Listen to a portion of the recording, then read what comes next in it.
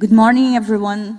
Bom dia and buenos dias para mis amigos de Latinoamérica. We are few people from Latin America, but we are here and we are strong, and we hope to continue the fight to HIV. So I'd like to start thanking the organizers for inviting me to speak at this session, coincidentally happening 15 years after the 2001 UN General Session on HIV and AIDS, when for the first time, as a civil society representative and member of the national delegation of Brazil, I put my feet at the United Nations. At that time, I knew nothing about the UN processes, and it was odd to me to see diplomats fighting for long hours over every word and every comma, but turning a blind eye to hard evidence. How could they doubt, for instance, that both prevention and HIV treatment should be assured for everyone? It took me time to understand them and to learn how the UN resolutions can be leveraged by civil society at national level. Sometimes, UN commitments seem far away from our realities on the ground. But in this era of globalization, I don't see any other way to collectively address countries' common problems without strengthening multilateral governance. But the multilateral governance structures have to include meaningful space for formal participation of progressive civil society. The contributions and critique offered by affected communities are absolutely relevant, and this is the only way to make the UN member states minimally accountable. This is why, for the last 15 years, I too have fought for each comma and each word agreed at the UN on AIDS-related issues, while working to engage local organizations in global negotiations. And this is how I learned that international policies are not detached from local policies. All levels are interconnected, and the way they feed each other, the result can be groundbreaking.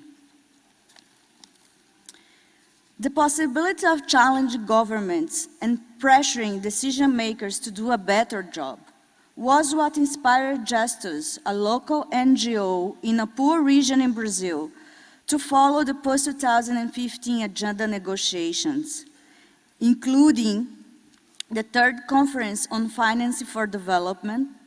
And since 2012, we have advocated at the UNAIDS Program Coordinating Board for a high-level meeting on AIDS to align HIV policies with the 23rd agenda.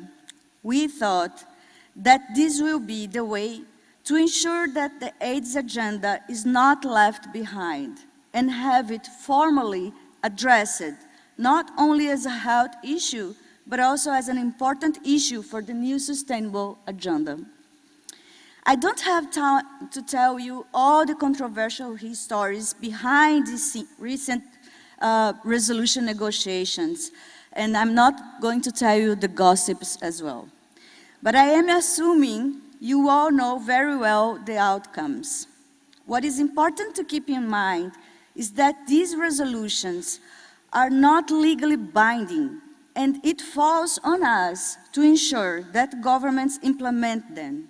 In the end, we move or we don't move as a result of political decisions taken at the national levels. So the first key challenge I see is that we need to repoliticize the debate on AIDS. After 3 days here in Durban, I have no doubt about how close, but unfortunately, how far we are of realizing the dream of ending AIDS. The narrative today is very different, even from when we agreed the 2011 political declaration. And it's not only because the geopolitical and economic contexts today are more complex. What makes this moment in time very singular and possibly a turning point in history is that now we can say that we know what the solutions are. The problem is that, as we also know, governments are aligned to private sector interests.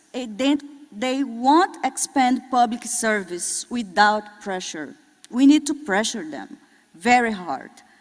So the next few years require that responses to HIV focus on challenging these economic barriers and interests, and on considering that politics and formal power leading to democratic societies are also key dimensions that ensure or hold back universal access to prevention, treatment, care, and support. But we are not naive, and there is no novelty in the breakdown of ethical boundaries and the invasion of the private economic group's interests in the public sphere. To me, what is new today is the scale in which this is happening, the depth and the degree of the organization and the acceptance of these processes. Public goods and services are now privatized in such a criminal scale that is undermining the lives of 90% of the entire world population.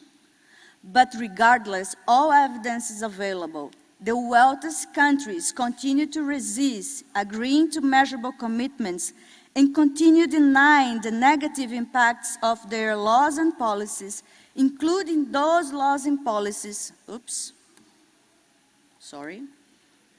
including those laws and policies regarding access to essential medicines, illicit financial flows, debt restructuring, and overall financial regulation, which too often erode the ability of other countries to achieve sustainable development. We need to understand HIV and AIDS within this context.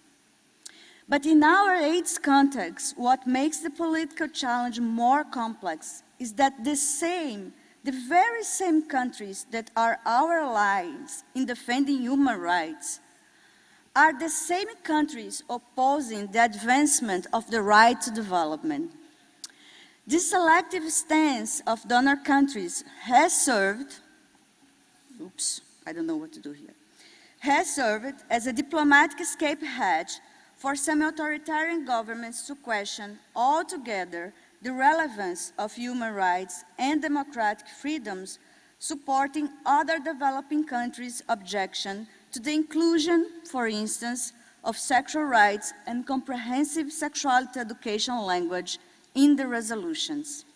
We have faced fierce debates at the UN, including in the last debates about the implementation or the agreement of the 2016 AIDS Political Declaration. Sadly enough, both sides have in common the fact that their trade and economic policies are not aligned with the public priorities, undermining access to services that are supposed to be universal, non-discriminatory, of high quality, and free of charge.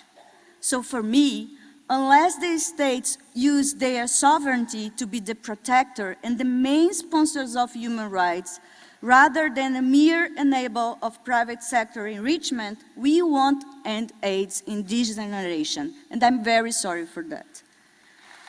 But I think that enough is enough, and I think that you saw these cards around. So we can't cope anymore with the wrong choices of our politicians. In Brazil, for instance, we are facing a strong backlash in all areas. Our public health, education, and social protection systems have been eroded and hijacked by the private sector, with our governments as their key enabler. And the current interim government is not doing any better. Instead of defending health as a key investment for development, the new health minister is the main voice asking for cuts in the public health budget. Does it sound familiar to you? I think this is a situation we are facing in many countries, right? So this takes us to the second key challenge. Where is the money to end AIDS? Hard data shows that the next 14 years will be the last window of opportunity to correct the global economic, social, and environmental trends, and that the next 4 years will be critical to end AIDS. But as the MDGs and the Global Fund to Fight AIDS, Tuberculosis, and Malaria have shown, I'm sorry to say, but goodwill based on non-binding commitments and philanthropy alone is not nearly enough to respond to what we need. Therefore, we need to put in place a really different approach through sustainable and systemic financial investments, or we will not achieve the SDGs and the fast-track goals. In fact, finance was among the hardest issues in the past years in both negotiations, SDGs and the 2016 declarations. It would be impossible to me to cover it properly just in a few minutes. But I'd like to share that the debates of the Agenda 2030 made it crystal clear that the current policies align with financial deregulation, excessive public borrowing, and increased pollution, expand inequality, and threaten our very health and the health of the planet. In such context, it is absolutely concerning that we are here saying that we need more funds to HIV, we need more funds to AIDS, but we are basing these requests on the UN systems, and when UN systems and most of the governments are really still depending on voluntary donations. It's not going to take us anywhere from here. So, yes, there is a way to secure a systemic flow of funding, but it should not be attained to short-term private interests. And the way is very hard because this is through regulating the private sector and the financial sector. Unfortunately, we have reached a point of no return, and paradoxically, the same donor governments like Denmark, Norway, Sweden, that are insisting on transformative goals at the UN are the same reducing or withdrawing their donations to AIDS. And others, like the US, although investing in AIDS, have not increased the funding to achieve the AIDS-free generation, nor fulfill the 4-year-old, very old ODA commitment of 0.7% of the GDP. And paradoxically, countries that have signed the TRIPS agreement continue bullying other countries into giving away their TRIPS flexibilities in trade and investment agreements, and they prefer to continue pressuring middle-income countries to increase domestic funds, even knowing that in most of them, and in all poor countries, there is an abysmal budgetary gap to finance health, especially in the case of high-poverty countries where minimal resources are available to guarantee the most basic rights. It is a very ugly situation. In Latin America, for instance, donors are pretending that AIDS epidemic is over, but still 1/3 of the countries face a fragile condition to secure funds to respond to HIV and tuberculosis, and in all countries, AIDS responses are lacking funds to prevention, and in all countries, domestic resources are not sufficient to finance national sustainable development. So, please don't talk to me about this nonsense idea of shared responsibility, something that we have learned in all papers and in all documents. They are talking about shared responsibility. What I think is that we have a common but differentiated responsibility. And in fact, if I was a president of a rich country or a big donor, I would make history by ending AIDS. It is a shame that those who have the ability and the power to do so lack the courage and the commitment to do it. It's really a shame. But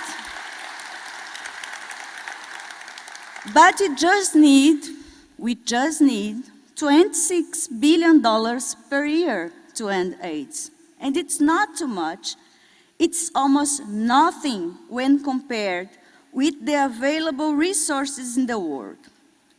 The good news, and I have good news, is that we know where the money is, and we know where to spend it.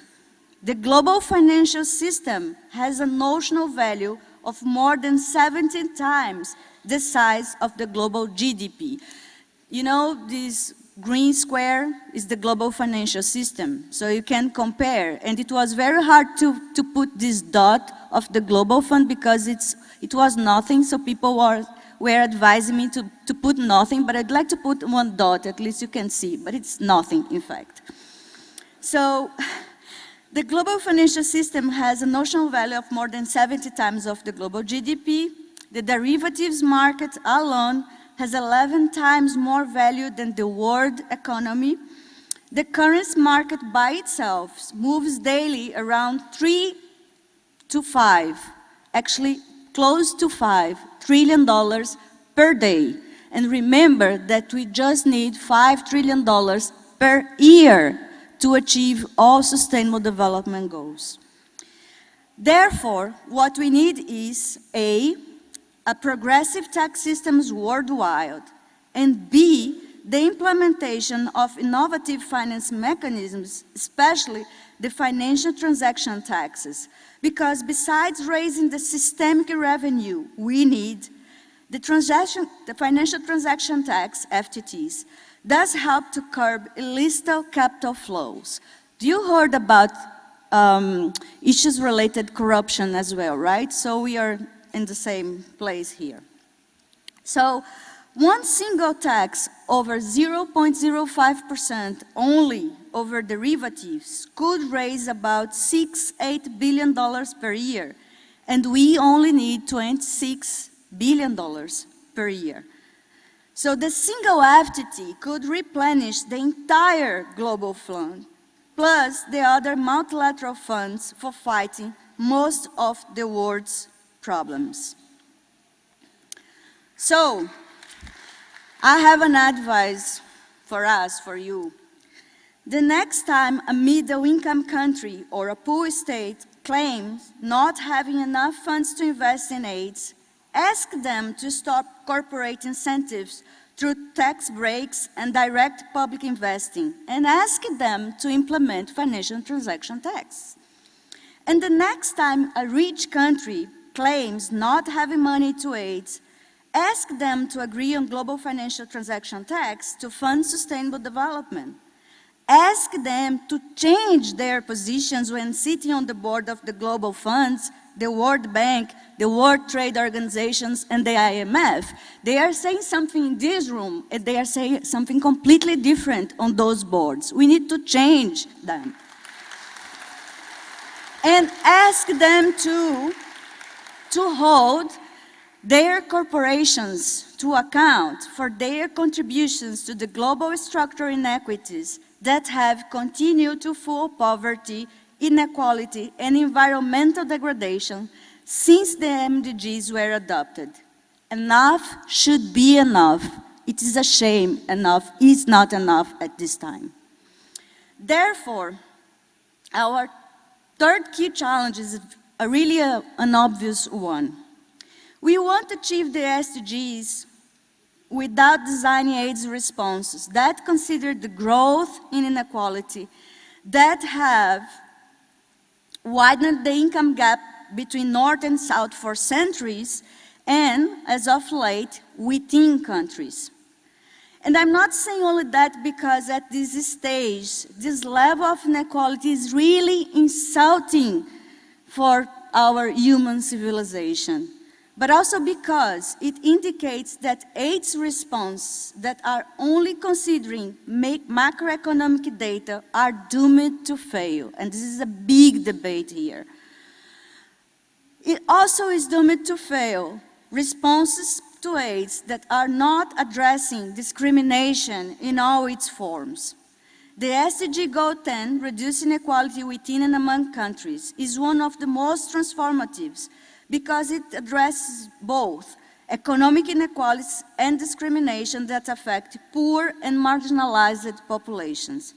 Together with the Goal 5 to gender equality and with the Goal 16 on strengthening institutions for justice and peace, such goals can truly leave no one behind by enforcing laws and policies to protect all people without distinction of any kind, as race, sex, work, disability, age, migrant or HIV status, sexual orientation or gender identity, or any other status.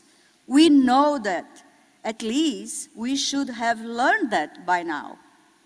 So, why do stigma and discrimination continue to be the worst symptom of AIDS everywhere? Why? I guess this is because everywhere, in every corner of this planet, we are facing a strong war against human rights. And within this war, a very important battle for us, is happening here in the health field between ideology and evidence. It is a shame that at this point in history, hard evidence is not enough to convince governments and donors. And I'm really full of this conversation of just bring me evidence, just bring me evidence. We are putting evidence on the table. They are not have been considered. So even efficient promoting efforts haven't been enough. And let's remember the South Africa's experience with reduced external financial aid. It is a shame that despite the evidence, many countries dropped the investments on combined prevention strategies, and that national AIDS programs like mine in Brazil are ignoring the fact that without sexual and reproductive rights and comprehensive sexuality education, we won't overcome AIDS. And let's be clear here. This battle against evidence is led by religious groups with the blessing of our governments that allow them to interfere on health, education, and human rights programs. So, this is not an accident that in public systems, educators and health professionals, instead of empowering people to better deal with their sexuality and health issues, they blame the people they are supposed to serve. It's not a coincidence, it's not an accident. And there is a lot of money behind these religious groups. So in the next 4 years, we need specific strategies to address the non-evidence-based position of the Holy See and their unholy alliance with countries who are blocking the advancements of sexual rights, gender identities, the rights of women and girls, of people who use drugs, LGBTIQ, and sex workers at the UN. Because of these countries, key population who historically have been left behind will continue to be left behind, as will continue this absurd disconnection between development, AIDS, and human rights. Finally, the last but not less important, the main challenge I see ahead is of civil society meaningful engagement. Civil society meaningful engagement should be considered the mean strategy and the mean way of to implement the AIDS response everywhere. Increasing investments in progressive, please, in progressive, civil society and communities must be a priority for all donors and governments. Evidence shows that there is no a single right as a woman, as a workers, including sex workers, LGBTIQ people, as a black people, as indigenous, as people who use drugs, migrants, youth, or people living with AIDS. Not single right was handed to us without a fight. So, achieving the AIDS targets will depend on our capacity to intensify the pressure on decision makers, donors, and politicians. It will also depend on our capacity to build more effective alliances with development, human rights, and social justice movements to challenge the global and the national debates, avoiding issue-specific silos that have historically characterized the AIDS responses. This is our homework, and we need to hurry.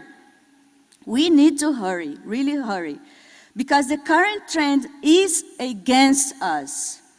It is not an accident that all over the world, the right-wing and fundamentalist forces are advancing at the same time. Space and funding for civil society are shrinking. This is not a coincidence. This group has been funded, and we are not funded in the same way to fight them back. So, the fact is that despite all UN political declarations, the feelings of people in my region are anger, fear, frustration, and uncertainty, not hope at this moment. And I guess these are the same feelings in the heart of the refugees when facing deserts and seas, among harm reduction activists in Russia and China and in East Europe and Asia, among gay people in Orlando, US, and all around the world where they have legislations impede them to be who they are, among sex workers in Europe, among people living with AIDS in Venezuela without access to medicines, or among women, adolescents, and girls everywhere that are suffering all types of violence. These are our feelings. So we need to repoliticize the AIDS debate, because these feelings, again, it's important to remember, are the result of our government's choices, and it is imperative to strengthen progressive groups' capacity to deal with this complex reality.